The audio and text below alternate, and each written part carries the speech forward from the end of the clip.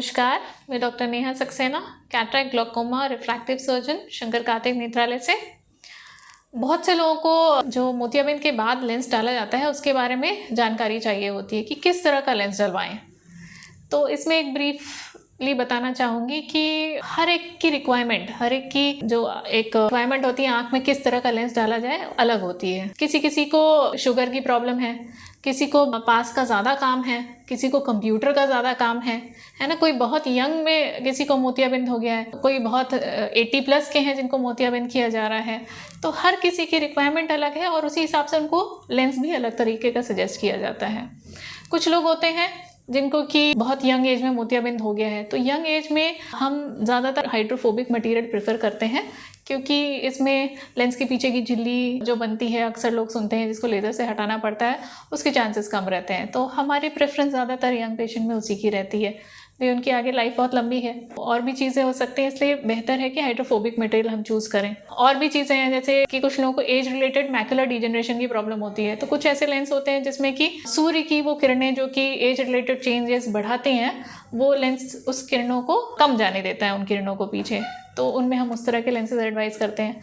कुछ लोगों को होता है जिनको हम चश्मा बिल्कुल नहीं लगाना होता है, ना दूर का ना पास का, कोई भी नहीं, तो उनको हम मल्टीफोकल, ट्राईफोकल लेंसेज जो आप आजकल सुन रहे हैं उस तरह के लेंसेज एडवाइस कर देते हैं। ये ट्राईफोकल लेंसेज हम हर किसी को नहीं एडवाइस कर सकते। अगर आपके पर्दे में कुछ कमी निकल गई है, आपको समलवाय की प्रॉब्लम है और कोई दिक्कत है जिसमें हम ये एक्सपेक्ट कर रहे हैं कि आपकी रोशनी शायद उतनी अच्छी ना आ पाए, आपका कॉन्ट्रास्ट अलग हो सकता है या कोई और परेशानी है, तो उनमें इन लेंसेज का उतना अच्छा आप फ़ायदा नहीं उठा पाएंगे, इसलिए उनको ये लेंसेज नहीं एडवाइस किए जाते हैं। जिनकी आंखें बिल्कुल ठीक हैं उनके लिए लेंसेज बहुत अच्छे हैं। कुछ लोग हैं जिनको ये बहुत सवाल रहता है कि ट्राईफोकल लेंसेज से को दो दिखता है, या बहुत से लोग कहते हैं कि आगे रोशनी फैलती है, तो ऐसा सबके साथ नहीं होता है। लेकिन हाँ, कुछ लोगों को ऐसा होता है जिसमें कि अक्सर रात के समय सामने की लाइट थोड़ी सी फैली हुई दिखे। आजकल तो ट्राईफोकल लेंसेज में ही बहुत एडवांस लेंसेज आ गए हैं जिनमें ये सिम्टम्स काफ़ी हद तक कम हो गए हैं, लेकिन फिर भी कुछ लोगों को ऐसे सिम्टम आ जाते हैं, तभी हम ये लेंसेज सबको नहीं एडवाइस करते हैं। हम खुद असेस करते हैं पेशेंट की रिक्वायरमेंट और तब उन्हें सजेस्ट किया जाता है। इसके अलावा बहुत से लोगों को जानकारी चाहिए होती है टॉरिक लेंसेज के बारे में। टॉरिक लेंसेज वो लेंसेज होते हैं जिनको कि पुतली का पावर, जिसको बोलते हैं सिलेंडर पावर, पुतली की मुड़ान में जिनमें फ़र्क ज़्यादा होता है, उनमें डाला जाता है। इससे आपका दूर का पावर कम से कम हम कर पाएँ उसके लिए दिया जाता है टॉरिक लेंसेज का ऑप्शन।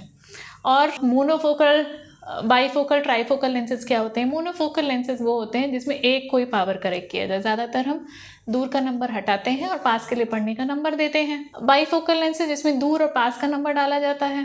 ट्राईफोकल लेंसेज वो होते हैं जिसमें कि दूर कंप्यूटर का जो इंटरमीडिएट रोशनी है और पास रीडिंग, ये तीनों ही पावर आँख के अंदर डाली जाती है। तो आजकल क्योंकि भाई इंटरमीडिएट रोशनी भी बहुत चाहिए, भाई ज़्यादातर लोग कंप्यूटर में काम कर ही रहे हैं, तो ट्राईफोकल लेंसेज का चलन ज़्यादा है।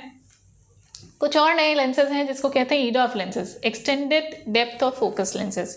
इसमें क्या है, इसमें कोई रिंग नहीं होता है। इसमें लेंसेज को ऐसा बनाया जाता है कि आपकी इंटरमीडिएट रोशनी जो होती है, रीडिंग नहीं, रीडिंग जो है वो 30 से 40 सेंटीमीटर वाली है। इंटरमीडिएट जो कंप्यूटर की दूरी होती है, वो वाले दूरी का आपको पावर उसमें रहता है, या एटलीस्ट उसमें ये क्षमता होती है कि आप उस दूरी का भी काम बिना चश्मे के कर पाएँ, या फिर बहुत कम चश्मे के पावर में ही कर पाएँ, तो उसको extended depth of focus lenses बोलते हैं।